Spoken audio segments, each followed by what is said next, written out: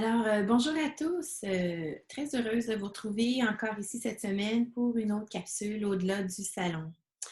Alors, aujourd'hui, nous aborderons comment le confinement peut affecter l'accompagnement et le soutien au deuil dans les maisons de soins palliatifs, à domicile et bien évidemment en établissement hospitalier. Si on remonte il y a quelques années, là, les soins palliatifs, à leur tout début, cette idée-là d'avoir des soins offerts au niveau palliatif à des gens en fin de vie pouvait peut-être provoquer un certain malaise.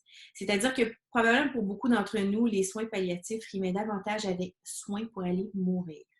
Tandis qu'en fait, les gens y vont pour vivre leur vie jusqu'au bout. Alors aujourd'hui, heureusement, ces grands soins sont vraiment reconnus par tout le milieu médical. Et avec raison, parce que ces gens-là sont formidables, qui œuvrent auprès de ces personnes. Les soins palliatifs et d'accompagnement sont interdisciplinaires, puis s'adressent davantage, et bien, pas davantage, mais je dirais s'adressent tout autant au patient qu'à sa famille, qu'à ses proches. Et ce, soit à domicile, encore là, dans un établissement de santé ou encore dans une maison de soins palliatifs. Et nous aborderons toutes ces options-là avec nos invités tout à l'heure. Ces soins visent principalement à préserver la qualité de vie puis à soulager les symptômes et à apaiser la souffrance du patient, ainsi que celle de son entourage. Mais sachant qu'en des temps qui est pas du tout, qu'en des temps normaux, les patients en soins palliatifs peuvent mourir entourés de leurs proches. Mais qu'en est-il aujourd'hui en contexte de pandémie? Comment peut-on assurer ces soins tout en promettant et en permettant à la famille d'y avoir sa place à travers cette dernière trajectoire? Voici ma grande complice et fidèle chroniqueuse, la belle Hélène. Bonjour Hélène.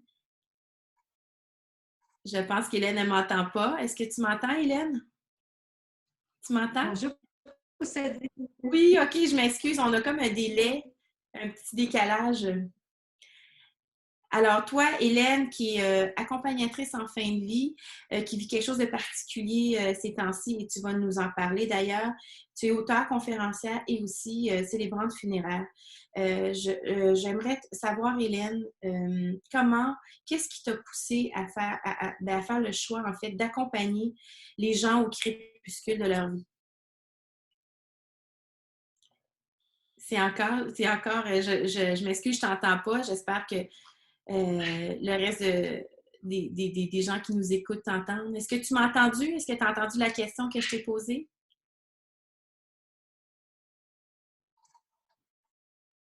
Hélène? Oui, ah! La connexion est difficile. Je ne t'entends pas bien non plus. Est-ce que tu as Donc, dans le entendu? fond, tu voulais mon parcours d'accompagnatrice, qu'est-ce qui m'a amenée à accompagner? Oui. En fait, je dirais que l'être humain me passionne depuis très longtemps et que j'avais le goût spécifiquement dans cet univers-là de pouvoir faire une différence. Parce que je sens qu'on a vraiment, dans cet univers-là de soins palliatifs, un rapport très particulier et très intime aussi avec la personne qui se prépare à quitter, mais avec ses proches également. On n'a pas malheureusement dans le contexte de santé traditionnelle. Moi, je suis préposée aux bénéficiaires à la base et je ne sentais pas que j'avais cette possibilité-là d'avoir un rapport aussi personnel et humain avec les gens que je côtoie. Donc, j'ai choisi de m'orienter davantage vers l'univers des soins palliatifs, principalement pour cette raison-là. Est-ce que tu peux nous dire qu'est-ce que tu es en train de vivre présentement au niveau de l'accompagnement qui pourrait peut-être justement permettre aux gens de s'y retrouver puis, ou de réparer? C'est assez particulier aujourd'hui qu'on parle de ce sujet-là, alors que moi, mon père est en hébergement depuis plusieurs années déjà. Et cette semaine, je parlais à son médecin qui me dit il est pas mal rendu à sa fin de vie, ton papa. Donc, mon père est en hébergement, donc pas de visite possible. Ma mère, elle a 82 ans et dans le logement toute seule. On est une famille nombreuse et très unie aussi. Donc, je peux dire qu'en ce moment, véritablement, je vous parle en connaissance de cause, je vis exactement cette situation-là que plusieurs personnes vivent en ce moment. et qui est vraiment très exigeante, effectivement, surtout quand on est des gens qui sont unis. Puis davantage dans ces moments-là, hein, on veut être auprès des nôtres, on veut être proche des gens qu'on aime dans ces temps-là. Et j'ai accompagné des centaines de personnes, j'en ai vu mourir de nombreuses aussi à travers ces accompagnements-là. Et là, c'est mon propre père qui est en train de mourir et je ne peux pas être à son chevet. Donc, c'est assez particulier. Mais je vous dirais que c'est sûr qu'on pourrait se plaindre sur ce qu'on n'a pas en ce moment. Regarder ce qui est encore possible ou ce qui reste encore. C'est sûr que nous, on a une belle relation familiale, on s'aime, on s'est gardé en contact beaucoup au fil des années, au fil des semaines et des jours. Même avec mes frères et sœurs, on a développé en fait une façon différente d'être en lien ensemble en ce moment pour se supporter parce que tout le monde est un petit peu éparpillé à travers différentes régions. Donc, on s'est créé un groupe Messenger pour pouvoir échanger à tous les jours sur ce qu'on vit, sur ce qui se passe avec mon papa et ma maman aussi. Et je dirais même que s'il y a quelque chose, on est encore plus près maintenant. On est encore plus près maintenant que ce qu'on était autrefois, tu sais. Donc, on garde vraiment un lien très, très intime ensemble pour pouvoir se supporter dans tout ça, pour pouvoir s'encourager. On s'est fait des zooms comme on se fait ce matin là, pour pouvoir se retrouver ensemble. On en a fait un premier avec mon papa hier parce que ça fait 4 semaines qu'on ne l'a pas vu. C'est sûr qu'il était très faible. C'était difficile pour lui de rester éveillé. Mais il nous a tous vus dans l'écran. Il a pu nous faire des petits babas, nous envoyer des bisous. Je pense que ça l'a réconforté parce qu'il a passé une meilleure nuit cette nuit. Donc, c'est réconfortant pour nous tous de l'avoir vu. C'est réconfortant pour ma mère aussi de l'avoir vu parce que il y a quelques jours à peine, il lui a téléphoné. Il lui a fait une crise au téléphone parce qu'il ne pouvait pas l'avoir. Mais bon, c'est pas possible. Ma mère a 82 ans, les visites ne sont pas permises. Donc, ça a été bon pour tout le monde, en fait, qu'on puisse se retrouver. Donc, c'est important aujourd'hui d'utiliser les moyens qu'on a ensemble. Et comme j'expliquais à ma mère aussi, j'ai dit, tu sais, papa, il est entre bonnes mains aussi. Il est dans un endroit où les gens l'apprécient, où ils prennent soin de lui. Et il faut faire confiance aussi, lâcher prise un petit peu à quelque part, si que nous, on ne peut pas être présents en ce moment, mais il y a des gens qui veillent à son bien-être, qui veillent à gérer ses souffrances physiques quand il y en a, à gérer ses problèmes tout autres, en fait, tous les symptômes qui se manifestent, son angoisse. Mon père est quelqu'un de très, très sensible, donc il vit beaucoup d'angoisse aussi en ce moment. Mais de savoir qu'il est entre bonnes mains, c'est rassurant pour nous aussi. Et c'est sûr que dans le contexte actuel, ce qui va être possible éventuellement, si on a cette possibilité-là, quand il reste 24-48 heures, on a accès à pouvoir le voir une personne à la fois. Bon, dans son cas, à lui, on nous dit on suit ça une heure à la fois. En fait, on n'est peut-être pas encore rendu tout à fait dans le 24-48 heures, mais on s'y dirige. Donc, et moi, j'appelle ma mère à tous les jours, en fait, pour que, puis plusieurs fois, parce que, bon, elle a quand même 82, elle vit ça toute seule chez elle. C'est important qu'elle se sente bien entourée. Alors, familial, mais le lien avec aussi les parents, les frères et sœurs, tout le monde, en fait, dans l'entourage à ce moment-là est vraiment très, très précieux. Il faut l'utiliser. Il ne faut pas hésiter à demander si on a besoin de parler ou à dire aux gens, bien, appelle-moi, ça me fait du bien, ça va me réconforter. Donc, de pouvoir s'accompagner ensemble là-dedans aussi et les moyens qu'on a aujourd'hui. Puis si Internet ou Facebook ou les autres moyens qu'on peut utiliser aussi, avoir accès par Skype ou à FaceTime fonctionne de nos jours, même si la technologie est très présente. On a encore le téléphone. Donc, si vous avez des gens dans votre entourage qui vivent cette situation-là, d'accompagner un proche en ce moment, n'hésitez pas à les appeler. On a toujours peur de déranger dans ce temps-là, mais en fait, ça va leur faire plaisir, même si la conversation ne dure pas longtemps, de savoir que vous êtes là pour eux, ça va être supportant. Ah, merci pour ce beau partage, Hélène. J'imagine que aussi l'idée de savoir que tout le personnel aussi doit être tellement occupé. Il y a ça qui s'ajoute aussi du fait qu'on peut se sentir mal de demander aux employés, en fait, ou les gens qui travaillent là, de pouvoir nous offrir ce moment-là où votre père a pu où ton père a pu vous voir via une tablette, là. Alors, mais c'est possible de le faire et c'est possible de le Et ben, en demander. fait, oui, et j'ai trouvé en fait que le centre est vraiment très attentif à ça. Et je pense que dans le contexte, les soignants sont ils savent à quel point c'est un moment important et difficile de ne pas être présent physiquement, de ne pas pouvoir assurer, de réconforter, d'être juste sans rien dire.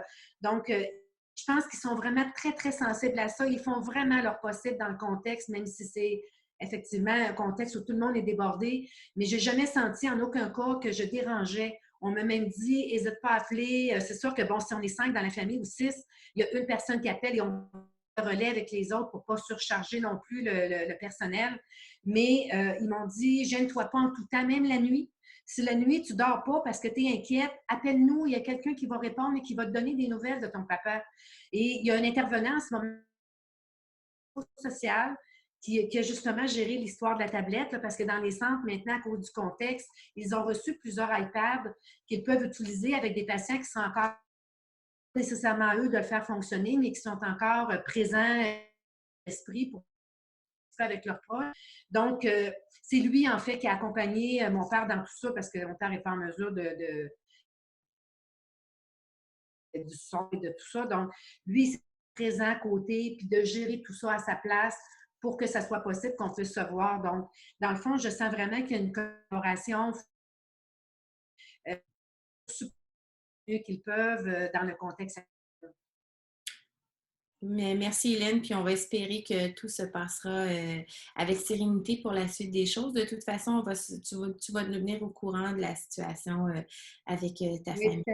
Mais merci Hélène. Alors, on va recevoir aujourd'hui, tu parles de soins d'équipe qui gravitent autour de ces soignants-là qui prodiguent en fait à offrir une meilleure qualité de vie possible aux mourants.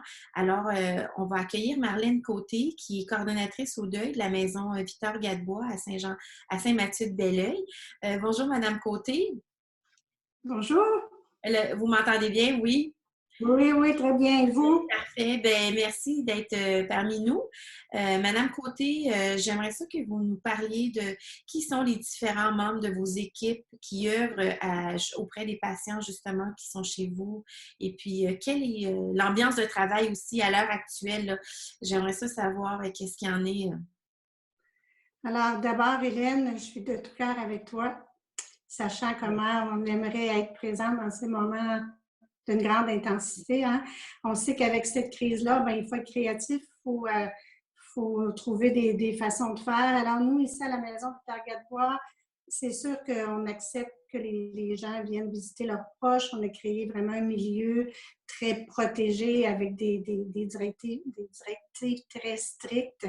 On a un personnel hyper motivé qui travaille fort. On sait à quel point la présence des proches est une grande sécurité pour les malades. Alors, pour nous, on a vraiment mis des visiteurs 2 par 24 heures. Le patient fait une liste des gens qu'il souhaite avoir à son chevet. Dans les derniers moments, on parle de 48-72 heures. On ne met pas de restrictions, sauf qu'on demande qu'il y ait 2 personnes à la fois dans la chambre et on met tout en œuvre pour que tout le monde puisse être présent puisqu'on sait comment c'est important par la suite pour le deuil quand on n'est pas présent, il faut réinventer ça autrement en ce moment. Alors, on est, comme tu disais, Hélène, je pense que les soignants ont vraiment à cœur d'être le relais des familles qui ne peuvent pas être en présence. Donc, nous, on est comme un peu la main qui remplace la vôtre à ce moment-là. Puis, dites-moi, les gens qui sont chez vous, est-ce que c'est vous qui faites qui donnez la formation, justement, ou c'est des gens qui ont une formation particulière parmi les équipes? Vous voulez dire nos soignants? Oui, en fait, parce qu'il y a toute une équipe multidisciplinaire, Ah, interdisciplinaire. oui, oui. Écoutez, c'est sûr qu'ici, on travaille avec beaucoup de bénévoles aussi, hein. Alors, le personnel soignant, tout le monde a une formation spécifique pour l'accompagnement, des formations très spécifiques au niveau de l'accompagnement, au niveau du soulagement de la douleur pour nos professionnels. On a des gens extrêmement formés. On donne aussi de la formation, nous, dans le réseau de la santé depuis plusieurs années. On forme en moyenne 1200-1300 soignants dans le réseau de la santé ici à la maison gratuitement pour soutenir notre réseau. Et quand je vous disais tout à l'heure qu'on essaie d'être créatif, notre équipe médicale, en ce moment, on a un coordonnateur avec notre directrice médicale qui est le Dr Martel. On s'est organisé pour avoir une mini-van qui est vraiment identifiée et on va faire ce qu'on appelle ici des admissions virtuelles. Donc, le patient qui ne peut pas être admis ici parce qu'on n'a pas de lit ou qui ne peut pas être admis dans une autre maison et ne peut pas aller à l'hôpital, par exemple, on va aller faire une évaluation à domicile et soutenir de façon virtuelle tout le CLSC, toute l'équipe qui est déjà en place à domicile parce qu'on souhaite vraiment que les gens puissent être bien entourés et surtout bien soulagés en fin de vie, là. Donc, on crée toutes sortes de moyens rapides qui, un peu comme notre gouvernement, hein, on crée des ressources en peu de temps pour être fonctionnel, pour être le plus proche des gens possible, là. On continue d'accompagner aussi nos personnes en deuil de façon, comme vous, là, par Zoom, FaceTime, Skype, appel téléphonique. Ce qui me surprend en ce moment, c'est que moi, j'ai à peu près une cinquantaine de personnes que j'accompagne sur une base régulière et je les ai tous appelés et les gens, en ce moment, ont tous un peu la même réaction en me disant, écoute, on a mis un peu notre deuil sur pause en ce moment. On est tous préoccupés par la situation actuelle qui se passe mondialement. Par contre, comme tout le monde est confiné à la maison, bien, ils ont plus de contact avec les proches, ils font plus de FaceTime, ils ont plus d'appels téléphoniques, ils se sentent moins seuls dans leur réalité d'endeuillé, ce qui me réjouit dans un sens parce que je me dis, la solitude, c'est déjà quelque chose d'extrêmement difficile quand on est en deuil. La personne qu'on aime nous manque beaucoup, beaucoup. Alors, de se sentir entouré en ce moment des autres membres de la famille et des petits-enfants pour les plus âgés, c'est vraiment extrêmement important en ce moment. Et je ne sais pas ce qui sera l'après-COVID-19 pour nos endeuillés. On reste présent parce qu'on veut vraiment éviter qu'il y ait le moins de stress possible en ce moment-là. Alors, l'ambiance de travail, comment vous qualifieriez votre ambiance de travail justement avec les patients, le personnel? Ça doit être particulier, là. Écoutez, notre personnel, comme je vous disais, on a une équipe ici de direction. On se rencontre tous les matins, on fait le point, on suit scrupuleusement les directives ministérielles, on s'adapte. Tout notre personnel, on a tous un peu la même réaction. On se sent très protégé, en sécurité. Et vous savez, en soins palliatifs, c'est dans notre philosophie, le cœur sur la main, tendre la main, être là pour l'autre. Fait que plus que jamais, ça prend son sens parce que les proches, malheureusement, pour toutes sortes de raisons, ne peuvent pas être présents. Ça crève le cœur de savoir qu'un proche ne peut pas être présent pour tenir la main de son mari avec qui elle vivait depuis 60 ans, par exemple. Je pense à ta mère, Hélène. C'est extrêmement difficile. Heureusement, aujourd'hui, qu'on a toutes ces plateformes numériques qu'on peut utiliser et je pense que tout le monde a été extrêmement créatif dans le réseau de la santé de se doter d'iPad et tout ça et je pense que ça va faire une énorme différence dans l'impact sur les deuils de pouvoir avoir pu au moins être présent, mais autrement. Hein. La présence, c'est aussi une présence intérieure par le cœur. Puis nous, bien, on essaie d'être vos mains, vos yeux et vos oreilles. Là. Alors, ça va être à considérer aussi suite à cet épisode de pandémie, à valoriser la technologie aussi dans les maisons de soins palliatifs pour justement pouvoir toucher le plus de membres possible, des gens qui sont loin, qui voudraient voir la personne mourante et tout ça. Je pense que ça va être une autre façon de voir également aborder les soins palliatifs. J'imagine que les liens dans votre équipe aussi, je voulais aborder l'ambiance, mais je peux comprendre que ces liens-là doivent être, c'est des liens tissés serrés entre les employés, le personnel et les patients, mais ça doit être encore doublement plus tissé serré encore là, dans ce contexte. Je me demandais, est-ce que c'était une question que je me posais parce que le milieu des soins palliatifs, c'est quelque chose qui est un peu loin de ce que je connais. Est-ce que vous vivez des deuils à chaque fois que les gens partent? Est-ce que ensemble, collectivement, vous partagez des joies, c'est quand même particulier, là, des joies, des peines, mais c'est un deuil à chaque fois qu'un mourant part, là, je veux dire que quelqu'un décède, puis que vous avez, même s'il n'est pas resté là longtemps, vous vous êtes attaché, il y a quelque chose qui s'est développé. Oui, puis le deuil des soignants, c'est quelque chose qu'on ne parle pas beaucoup, hein? Effectivement, il y a des gens qu'on a plus longtemps ou parfois une rencontre se fait rapidement, il y a un lien d'attachement qui se fait rapidement. Ben oui, on vit des deuils, on a de la peine, on se soutient mutuellement, on a heureusement une possibilité de faire des rituels entre nous, d'avoir des formations continues. Dans le fond, on nous apprend à la vie à aimer, mais on ne nous apprend pas beaucoup à perdre, hein? Alors nous, c'est notre quotidien, donc on apprend à s'attacher de façon saine pour se détacher de façon sereine de ces gens-là. Et quand ils nous touchent particulièrement, ben, on va avoir nos façons à nous, chacun individuellement, de vivre ces deuils-là qui sont plus ou moins longs. C'est sûr que c'est pas comme un deuil d'une personne proche de nous, mais ça s'accumule aussi, ces deuils-là. Donc, il faut porter une attention particulière. C'est d'ailleurs un de mes rôles, moi, que l'équipe soignante ici, de m'assurer que s'il y a des besoins particuliers, on va faire des rencontres individuelles, de groupe, des discussions ensemble pour justement, j'ai en tête certains patients qu'on a eus où on a eu à faire des rencontres avec des petits rituels ensemble parce que vraiment toute l'équipe était extrêmement touchée en deuil de la mort d'un de nos patients, par exemple. On demeure les humains, hein, même si on fait des soins.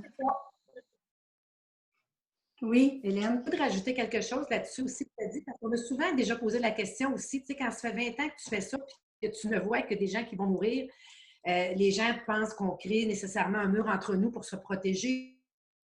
On a une sensibilité, on est des gens qui s'attachent parce qu'on est des êtres humains, c'est ça.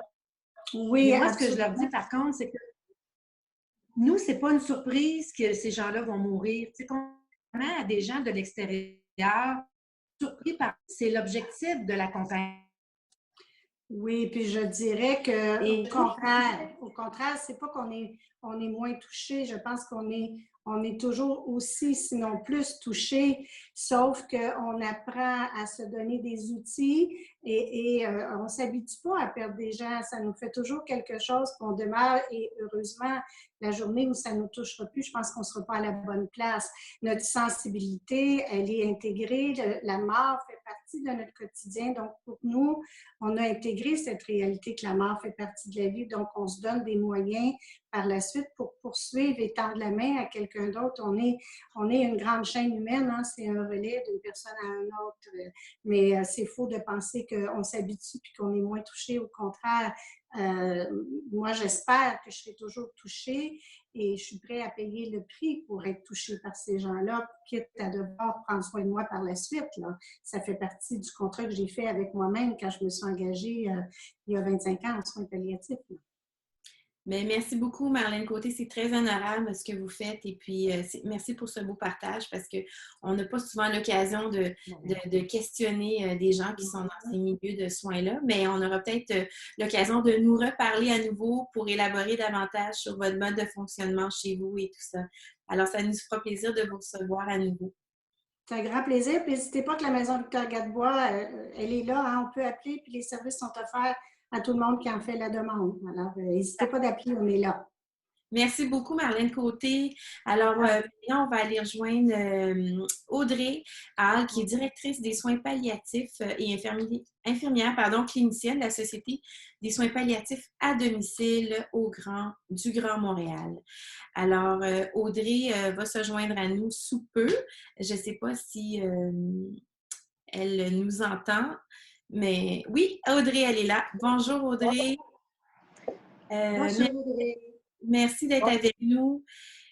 Audrey, avec toutes ces mesures de confinement, de distanciation sociale, comment pouvez-vous dire comment vous vous êtes ajusté à la situation? Ça ne doit pas être évident en offrant des soins à domicile pour les gens. Oui, bien, c'est certain que la situation évolue très, très rapidement. À tous les jours, on reçoit des nouvelles consignes, des nouvelles mesures. Donc, on s'adapte là, au quotidien avec l'équipe et avec les patients.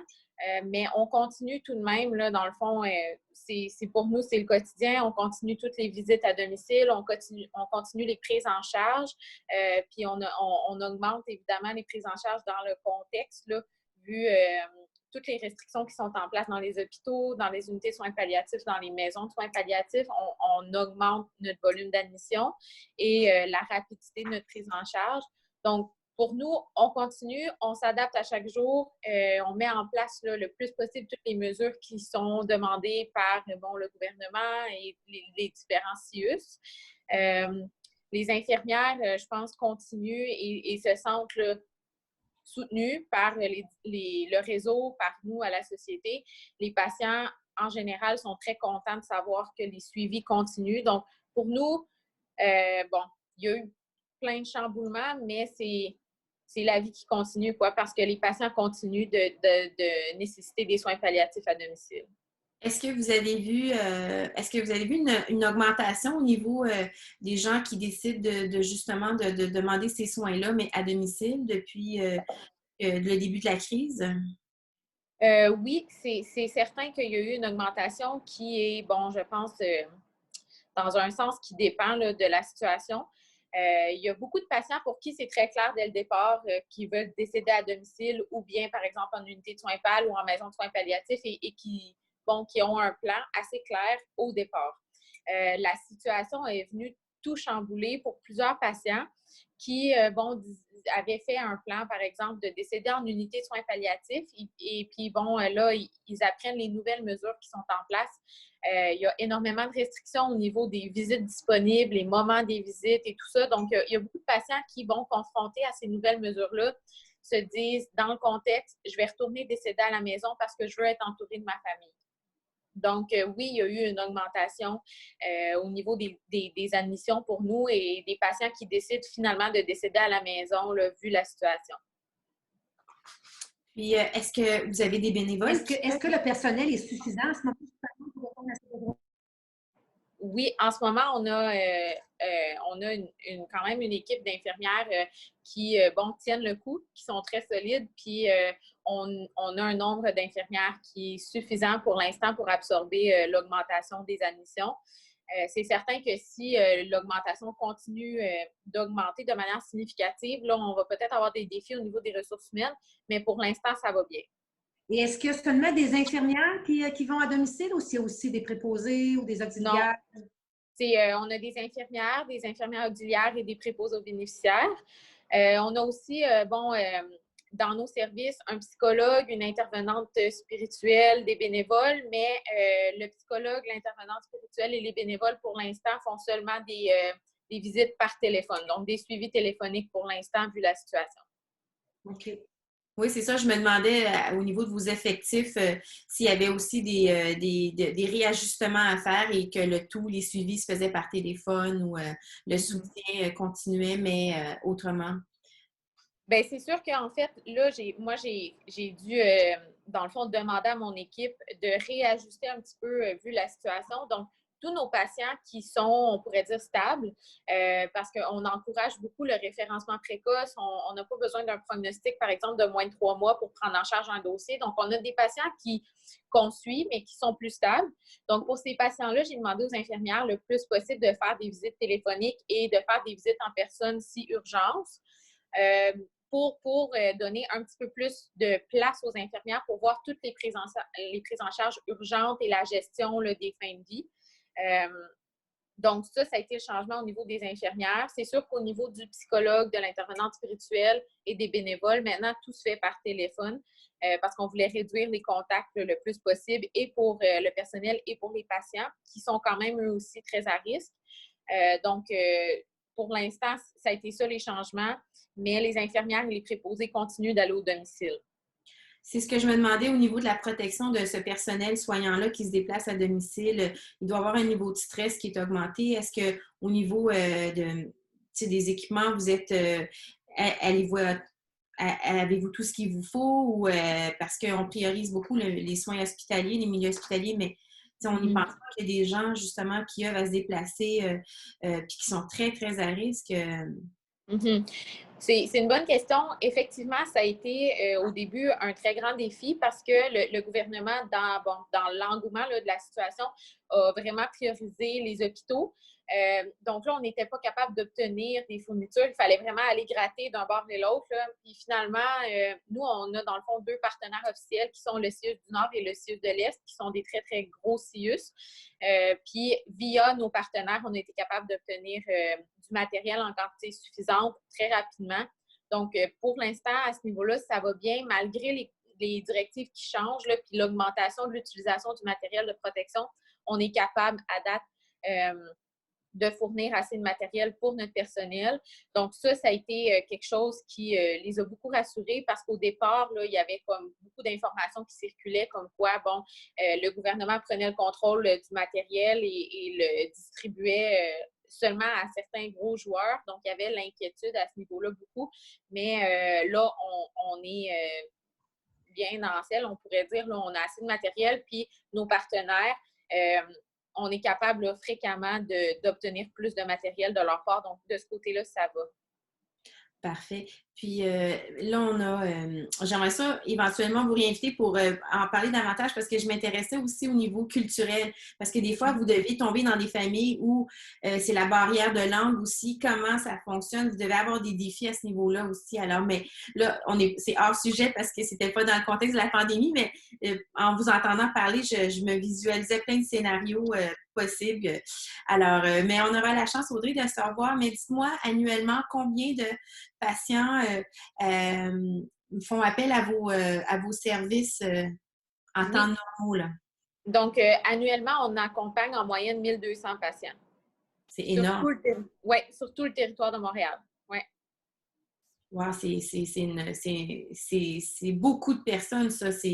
Alors, vous devriez avoir vraiment toute une équipe vraiment bien attelée à vous seconder. Puis, Oui, dans le fond, on a une équipe très, très solide, des infirmières très dévouées qui sont pour la plupart aussi certifiées en soins palliatifs par l'Association canadienne de nursing, qui sont pour la plupart aussi des infirmières qui ont fait des soins pal presque toute leur carrière, qui sont ici depuis, je dirais que la plupart de mes infirmières sont ici depuis plus de 10 ans. Donc, c'est une équipe vraiment qui se tient, là, puis on est chanceux à ce niveau-là. On a un dévouement là, de personnel qui est vraiment incroyable. Ça nous permet, en fait, de prendre en charge là, un aussi gros volume de patients puis d'assurer un suivi pour ces patients-là jusqu'au décès à la maison si tel est leur souhait. Bien, merci beaucoup, Audrey, pour votre intervention. Hélène, elle a une question. Ça m'étonnait aussi. J'aurais une petite question, effectivement. Je me demandais, justement, dû à la pandémie en ce moment, le personnel qui va à domicile, j'imagine que c'est gants et masques obligatoires pour leur visite. Est-ce qu'il y a d'autres consignes aussi à respecter? Bien, dans le fond, nous, on suit l'évolution de les consignes de l'INSPQ. Là, la dernière consigne qui a été donnée, c'est que oui, pour toutes les visites, c'est gants, masques obligatoires et un masque pour le patient si on fait des procédures à moins de 2 mètres. Et de plus, là, s'il y a quelques symptômes que ce soit, on ajoute la protection oculaire, donc les lunettes ou la visière. Et s'il y a présence de symptômes d'allure grippale, il y a la jaquette en plus. Donc, oui, c'est beaucoup d'équipements, mais les infirmières ont tout ça avec elles dans leur voiture. Puis, on a des procédures en place d'appel avant les visites pour savoir s'il y a eu, l'apparition de symptômes depuis la dernière visite, s'il y a quelqu'un qui a voyagé dans l'entourage, et des procédures très, très claires là, pour quel équipement appliquer dans quelle situation. Mais d'emblée, pour toutes les visites, maintenant, c'est masque, gants et un masque pour le patient si on fait des interventions là, à moins de 2 mètres. Bon, mais merci pour toutes ces informations. C'est un éclairage sur un autre milieu qu'on connaît moins et puis on n'a pas l'occasion d'aborder, en fait, parce que c'est encore méconnu pour ma part. C'est pour ça que je voulais mettre en lumière ces soins palliatifs à domicile aussi, qui était une autre option auquel le public, justement, les gens peuvent s'y référer. Mais merci beaucoup, Audrey. Ça me fait plaisir. Bon courage. Merci, vous aussi. Bonne journée. Merci. Au revoir. Nous, on va continuer avec une autre invitée qui s'appelle Danielle Bourque. En fait, Danielle détient un doctorat en sciences des religions et un post-doctorat en soins spirituels non confessionnels. Et de plus, cette femme est professeure associée à l'UQAM en sciences des religions où elle enseigne le programme d'études sur la mort. Et de surcroît, elle est intervenante en soins spirituels au CHUM où elle accompagne les gens en fin de vie. Bonjour Danielle. Bonjour. Comment allez-vous? Bonjour, Danielle. Bonjour à toutes les deux. Puis j'ai écouté là, les interventions précédentes, puis c'est vraiment formidable ce que vous faites, Poussadi, là. Puis Hélène, je me joins à Mme Côté qui a partagé son cœur avec vous parce que vous vivez des instants importants puis profonds. Puis à travers vous, je pense qu'il y a beaucoup de gens qui vont se reconnaître, qui vivent la même chose que vous. Au Québec, il y a bien des gens là, qui ne peuvent pas voir leurs proches qui sont en train de décéder. Alors, c'est toute une période particulière. Là. Oui, tout à fait. Mm-hmm. Merci Danielle pour votre présence ici avec nous qui va être très intéressante parce que je suis très curieuse de comprendre ce que sont les soins spirituels. Et le mot spirituel me touche et résonne parce que je me dis en ces temps, on veut ça, ce côté-là pour s'accrocher. Tu sais, je me dis...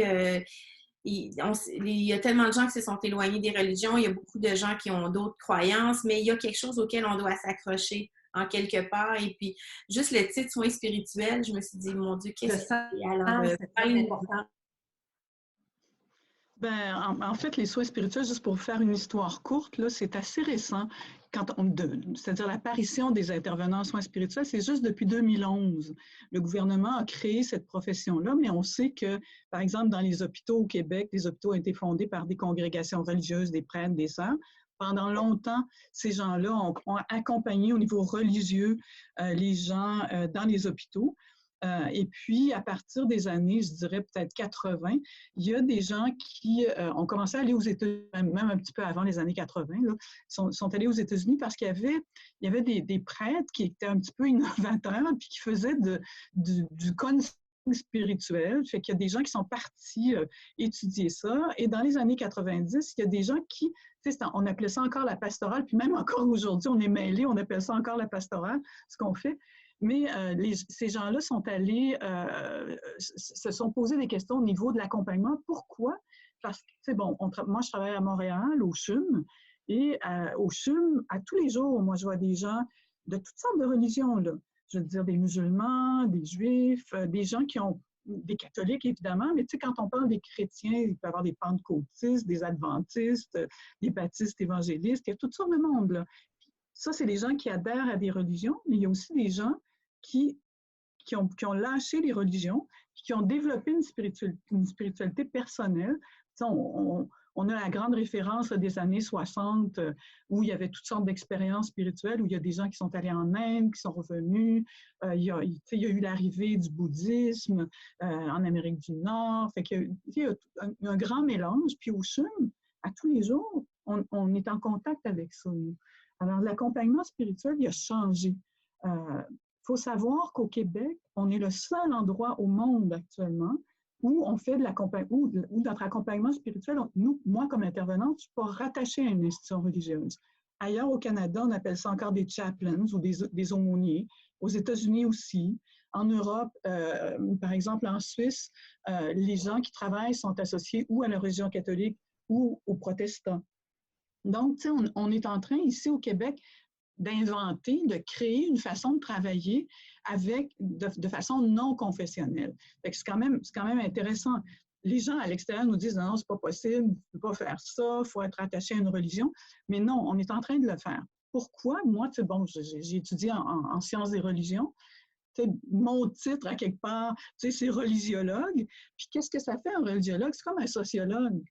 Moi, quand les gens entrent à l'hôpital, il y a un parcours de soins. On entre, puis on va sortir. Fait que là, il y a une trajectoire de soins qui est là-dedans. Puis là-dedans, la spiritualité puis la religion vont surgir. Beaucoup, évidemment, en fin de vie, mais aussi, il y a des gens qui ont des interventions qui vont changer leur vie. ils ne seront plus les mêmes quand ils vont sortir de l'hôpital. Par exemple, ils vont avoir des opérations cardiaques, ils vont avoir des chirurgies thoraciques qui vont changer, ils ne pourront plus manger de la même façon, plein de choses, des cancers, plein de choses qui vont changer littéralement la vie. Donc, à ce moment-là, toute la spiritualité et la religion va surgir. En tant que religiologue et en tant qu'intervenante en soins spirituels, moi, je ne suis pas là pour dire ça, c'est bon, allez dans ce sens-là, il faut croire comme ça, puis si vous ne croyez pas à ça, c'est pas correct. Non, je ne fais pas ça du tout. Je regarde quelles sont les valeurs, quelles sont les croyances, puis est-ce que ces croyances-là vont être contraignantes dans le parcours de soins ou bien ils vont être facilitantes? Parce qu'il y a des croyances, étonnamment, qui vont augmenter la souffrance physique. C'est surprenant, là, mais ça a été documenté. Dans le domaine des soins spirituels, ça fait à peu près 30, 40 ans là, qu'on fait de la recherche. Parce qu'on s'est demandé la question bien simple, ça donne du coup donc quelque chose de s'occuper de ça, de la religion puis de la spiritualité à l'hôpital. Puis on a vu que oui, ça interfère dans le parcours de soins. Souvent, nous autres, on est appelés quand il y a toutes sortes de croyances contraignantes. Il y a des gens qui ne seront pas compliants avec leurs médicaments parce qu'ils vont avoir toutes sortes de croyances qui font que les médicaments ne sont pas corrects. Ou, par exemple, ils vont avoir des croyances où ils vont refuser tel type de soins. Donc, nous, on est là pour aider, soutenir évidemment, on travaille dans une équipe multidisciplinaire, aider toute l'équipe, puis en même temps, faciliter aux personnes leur séjour à l'hôpital. Puis on dit que, il y a même des recherches qui ont été faites qui disent que les gens qui ont rencontré des intervenants en soins spirituels à l'hôpital sont plus satisfaits de leur séjour à l'hôpital parce que ce qu'on fait, évidemment, c'est que notre travail est une grande partie d'écoute, un peu comme ce que Mme Giroux fait auprès des mourants. Tous les accompagnants auprès des mourants font ça. L'écoute, c'est la clé de notre travail. Puis on ne fait pas juste d'écouter comme ça, on est formé pour écouter. Puis on a des outils pour écouter. À chaque fois que je rencontre un patient, j'ai l'air de rien, jase, là, mais je suis en train de faire une évaluation pour voir qu'est-ce qui se passe dans la sphère spirituelle. On parle souvent de notre corps physique, on s'en occupe. On parle de notre vie psychologique, on s'en occupe. Actuellement, notre vie sociale, elle est très demandée parce que on peut pas, on y pense beaucoup parce qu'on ne peut pas se voir, on est en confinement chez nous. Il y a aussi l'aspect spirituel qui est une des dimensions de la personne. Puis, moi, à chaque fois que je rencontre une personne, il y a deux choses dont on ne parle pas dans la société québécoise, c'est de l'argent puis de la religion. La politique. Oui, ben, quand même, on en parle plus facilement. Et la religion, moi, tous les jours, j'entre dans des pièces où, c'est comme si j'entrais dans une pièce, puis je regarde comment les croyances sont disposées, ou les valeurs sont disposées dans cette pièce-là, comment la personne interagit. Puis on est devenu vraiment, bon, en ce moment, là, on fait un Zoom. On a accès par Internet à toutes sortes d'informations religieuses, spirituelles. On a intégré là, tellement d'informations que dans cette sphère-là, il se passe des affaires. Si on n'est pas très pratiquant, il va se passer des affaires auxquelles on va réfléchir ou pas du tout. Puis ce que je trouve assez difficile, c'est de voir des gens en fin de vie qui ont peu réfléchi à ça. Qui sont peu occupés de leur espace spirituel ou religieux. Ça peut être à leur façon, vraiment à leur façon. Moi, je ne suis pas là, comme je le répète, pour dire c'est bon ou non, mais quand on s'en occupe, c'est important parce que j'ai été témoin, moi aussi comme Mme Giroux, là, j'ai accompagné énormément de personnes en fin de vie, puis je vois beaucoup de détresse à la fin de la vie parce que les gens disent, bon, y a-t-il quelque chose après? Qu'est-ce qui va se passer? Puis là, ils ressortent des croyances qu'ils n'ont pas utilisées, ça fait 30, 40 ans, puis à la fin de la vie, ça ne sert plus là, de la même façon. Ça a pu être quelque chose qui était proche de la personne. Puis au Québec, je trouve qu'on est beaucoup mêlés. La religion, on sait ce que c'est, puis la spiritualité, on associe ça encore à... ésotérique, New Age, toute cette espèce d'histoire-là. Puis, en fait, la spiritualité, c'est quelque chose de très, très simple. Moi, je dis toujours aux gens, comment vous vous ressourcez? Qu'est-ce qui vous nourrit? Puis, la spiritualité, dans le fond, c'est simple, c'est notre contact avec la vie. On ne se rend pas, on fait nos activités, on est occupé à toutes sortes d'affaires, mais quand est-ce qu'on s'arrête pour dire « Hey, je suis en vie, puis qu'est-ce que je sens là, de la vie? » là? Ça part de là, la spiritualité, simplement. C'est pas si compliqué que ça. Oui, bien, c'est un mot qui fait peur parce que ça a souvent été associé à l'ésotérisme, hein, puis ça fait... Oui. Mais en fait, c'est de donner du sens à notre vie, à notre... Et si on a donné du sens à notre vie, bien, c'est sûr qu'on, quand la mort arrive, il peut avoir un sens qui s'installe s'il y a eu du sens dans la vie, si on a senti que notre vie, elle était... En même temps, Mme Giroux, oui, effectivement, le sens, c'est important. On dit toujours que les intervenants en soins spirituels sont du côté du sens. Mais moi, je me méfie un petit peu de cette question-là du sens. Pourquoi? Parce que, par exemple, là, ce qui arrive avec le COVID, on n'était pas préparé pour ça. Tu sais, on arrive avec quelque chose qui a, à quelque part, pas de sens. Tu sais, qui est en train de bouleverser nos façons de vivre, nos façons d'être ensemble, finalement, puis à toutes sortes de niveaux, économiques, personnels, etc. Puis le sens, moi, je dis toujours, c'est pas quelque chose qu'on peut se préparer puis se mettre dans les poches, puis qu'on le ressort là, quand on a besoin à un moment spécial. Le sens, c'est oser vivre. C'est s'ouvrir à ce qu'on ne sait pas. Puis on est dans une société où on est très pauvre par rapport à la mort, parce qu'on ne veut pas en entendre parler. Ça dit ce que vous faites, c'est merveilleux parce qu'il faut en entendre parler de la mort. Au Québec, on a des maisons de soins palliatifs formidables. Je veux dire, moi, je trouve à l'hôpital, moi, mes préférés, c'est le monde qui travaille en soins palliatifs. C'est des gens extrêmement humains. Puis, mais au niveau comment dire, pour revenir à la question du sens, être humain, c'est souvent pas être préparé à ce qui va nous arriver. Oui, effectivement, on nous vend des assurances pour nos maisons, pour nos choses, mais en même temps, il y a tellement de choses pour lesquelles on n'est pas préparé. Je vois des gens à l'hôpital qui ont des gros cancers, puis qui ne s'en sortiront pas, puis ça n'a pas de sens pour eux autres ce qui arrive. Ils me disent, j'ai bien mangé, j'ai fait de l'exercice, comment ça que ça m'arrive? Je ne suis pas prête, j'ai encore plein d'affaires que je veux faire dans la vie. Le sens ne fonctionne plus. Donc à ce moment-là, comment on fait pour travailler quand ça n'a plus de sens? Sur quoi on se rabat finalement? T'sais? Moi, je ne suis pas psychologue. Je ne travaille pas sur l'anxiété, sur des choses comme ça. Moi je recadre toujours pour regarder au niveau spirituel ce qui se passe. Puis je ramène toujours les gens à leur cœur. Puis les gens me demandent souvent, y a-t-il quelque chose après la mort? Moi, je dis, parce que vous le savez, Mme Giroux, s'il y a quelqu'un qui le sait, c'est bien vous. On ne peut pas bullshiter les gens à la fin de la vie. Ils sont tellement vrais, tellement présents, tellement sensibles, tellement ouverts qu'ils savent si on raconte des histoires. Fait qu'à la fin de la vie, les gens me demandent, coudonc, y a-t-il quelque chose? Je ne peux pas leur dire, oui, il va y avoir le ciel, l'enfer, vous allez aller migrer dans le bardo pour les bouddhistes. Bon, non, je ne peux pas dire ça. Mais ce que je peux leur dire, ce que j'ai appris sur le terrain, ce que je dis souvent, c'est que le cœur connaît le chemin. Ce que j'ai remarqué, ce n'est pas scientifique mon affaire, mais les gens qui sont plus proches de leur cœur, à la fin de la vie, on dirait que ça se passe mieux. Puis être près de son cœur, c'est... on entend souvent dans la société le cœur comme si c'était rose bonbon, les émotions, Saint-Valentin. Le cœur, là, c'est notre connexion à la vie, c'est notre sagesse qui est là, c'est notre sens profond de la vie. On l'a tous. Tu sais, qu'on vienne de n'importe quel milieu, on a tous ce sens-là. Fait que revenir à ce sens-là, tu sais, quand je dis le cœur connaît le chemin, c'est un véhicule... comment dire, qui est très apaisant, le cœur, puis qu'on connaît profondément. C'est beau ce que vous dites, Mme Bourque. Dites-moi, Mme Bourque, combien d'intervenants en soins spirituels y a-t-il au Québec? Est-ce qu'il y en a beaucoup? Est-ce que c'est... Bonne question. Moi, je dirais qu'on est à peu près 200. Puis ça, c'est à peu près, là. Tu sais, je veux dire, il y en a dans tous les hôpitaux, toutes les régions. Il y a au CHUM, on n'est pas beaucoup, on est une petite équipe de 5 pour un gros hôpital comme celui-là. Il y en a évidemment dans les CIUS. On entendait tout à l'heure Madame Audrey. Audrey, c'est ça qui disait que bon, ils ont des intervenants en soins spirituels. Fait que, bon, on est un peu partout. C'est une profession mal connue.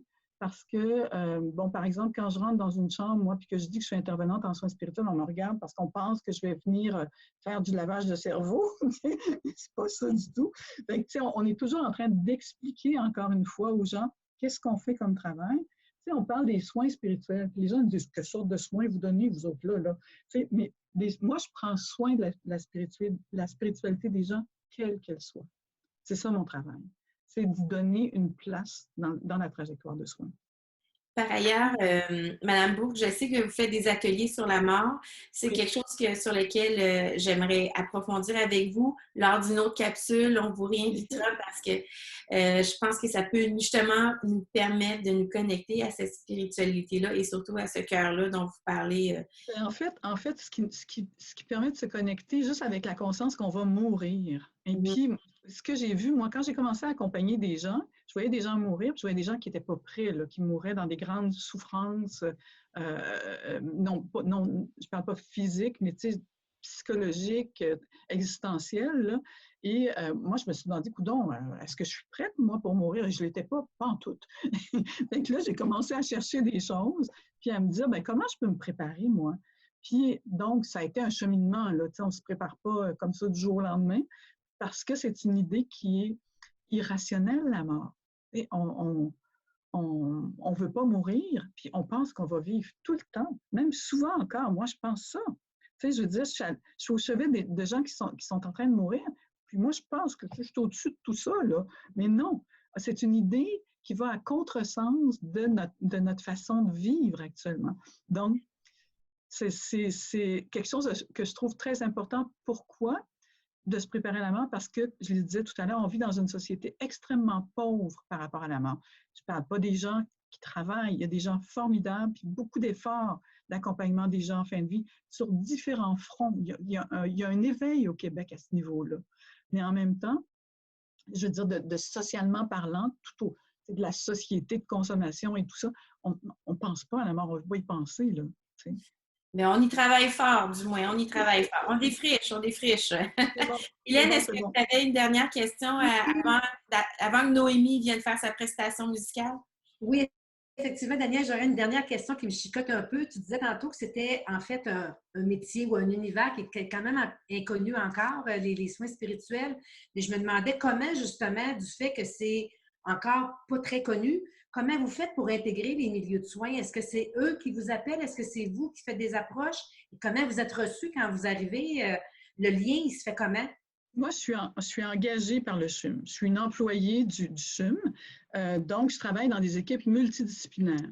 Nous, on travaille avec des requêtes et on a des requêtes qui proviennent d'autres professionnels, tu sais, qui peuvent provenir, je ne sais pas moi, d'un physiothérapeute, d'une infirmière, tu sais, d'un psychologue, etc., d'un médecin. Tu sais, il y a des médecins qui nous font des requêtes.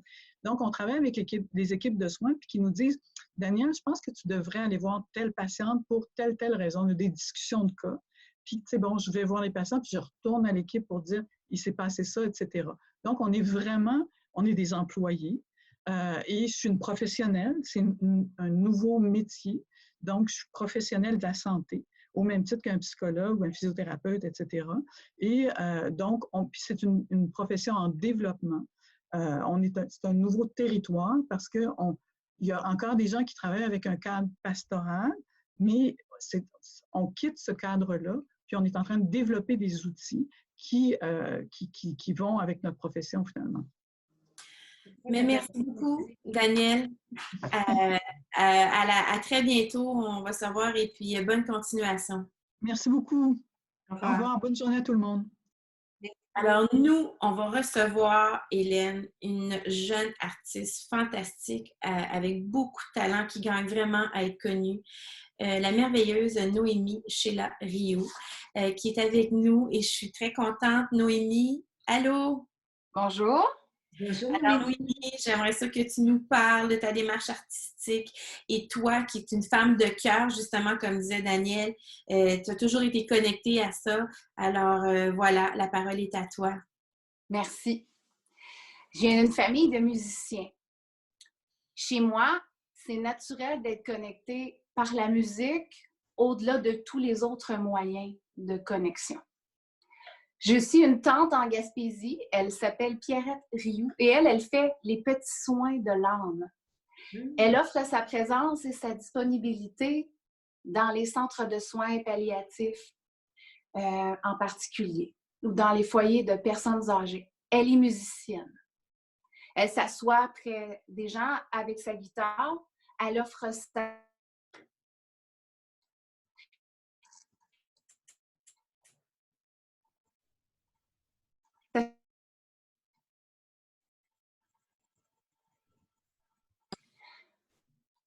Moi, je suis auteure, compositrice, interprète. Et par les temps qui courent, ça fait encore plus de sens. Parce que la musique, c'est un point de repère connu qui est là depuis longtemps pour rallier les gens et pour les garder unis au-delà de tous les autres moyens de connexion. C'est un point de repère connu, la musique. Et c'est une des seules choses invisibles qui vient nous rejoindre dans notre quotidien et qui nous amène là où on ne voit plus de nos yeux, mais qui reste avec nous. On le voit très bien en ce moment, hein, sur les réseaux sociaux, comment la musique réunit les gens aussi. Hein? Des gens qui ont composé des pièces, qui se réunissent ensemble pour chanter des petits bouts, des pièces qui reprennent tout sens aussi dans le contexte. Donc, c'est vrai que la musique, ça rejoint les gens. Oui, ça rejoint les gens, mais aussi c'est de la manière que la musique nous visite. Tous et chacun. La musique apparaît dans notre vie à un moment et un son, là, ça rentre dans nos oreilles, on l'entend, il change quelque chose en nous.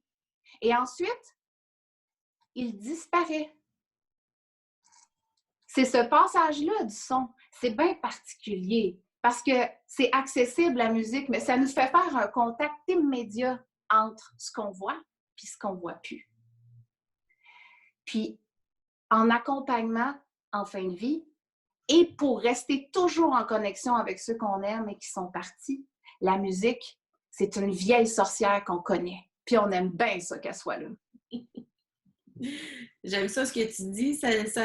Moi, du moins, ça me parle beaucoup.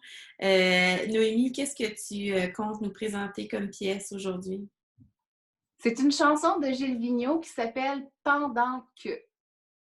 Et cette chanson-là, elle offre un siège de choix à la personne qui l'écoute parce que elle te fait un lift direct pour aller t'asseoir dans l'œil de la tornade. Et pour ça, elle accompagne bien. Alors, on va l'écouter avec une oreille attentive et un cœur ouvert et on te rejoint dans quelques instants. Merci, Noémie.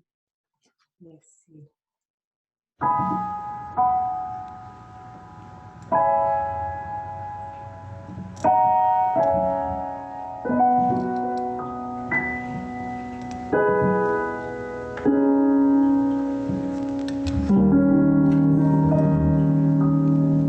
Pendant que les bateaux font l'amour et la guerre avec l'eau qui les broie, pendant que les ruisseaux dans le secret des bois deviennent des rivières,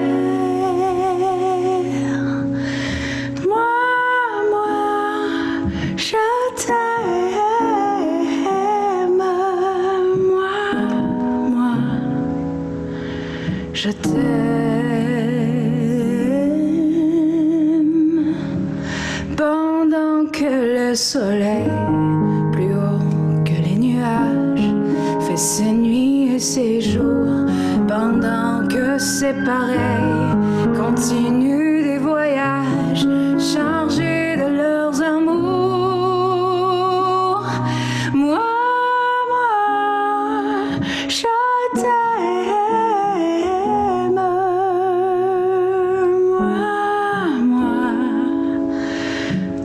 je t'aime.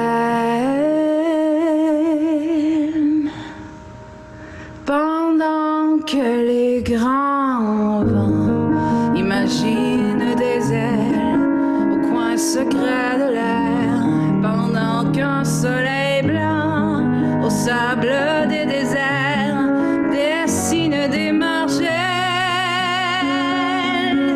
Moi, je t'aime. Moi, je t'aime.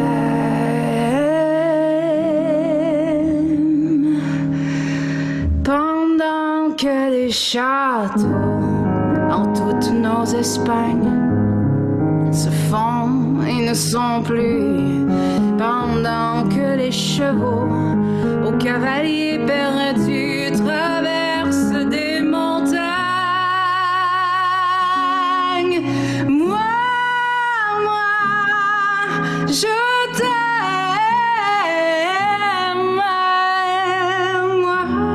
Moi, je t'aime. Moi, je t'aime. Moi, je t'aime.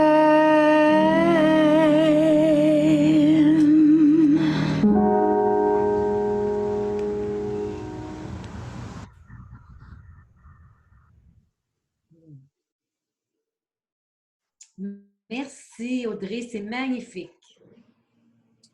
Audrey, Je m'excuse, Noémie. pas de problème. On a parlé à Audrey tantôt. Oui. Noémie, c'est magnifique. Oui, vraiment. Quelle belle fois. Merci pour ce beau voyage dans ton univers, Noémie, puis au plaisir de te retrouver aussi parmi nous pour peut-être de futures capsules, qui sait, parce que tu as une voix extraordinaire et je veux que le plus grand nombre te découvre parce que c'est un trésor caché. Alors, c'est un cadeau qu'on fait au public. Alors, je vous remercie de me considérer comme un cadeau. Merci, Noémie. On s'est fait à soi-même aussi. Merci infiniment d'avoir été parmi nous. Alors, merci à nos invités. Alors, ça se termine ainsi, sur une belle note. Mon Dieu, je suis encore sur le nuage de cette musique enivrante. Alors, merci à toi, Hélène, fidèle complice. Merci à vous tous qui nous écoutez et qui nous encouragez encore à continuer à poursuivre ce qu'on fait, c'est-à-dire aborder la mort, la fin de vie en société.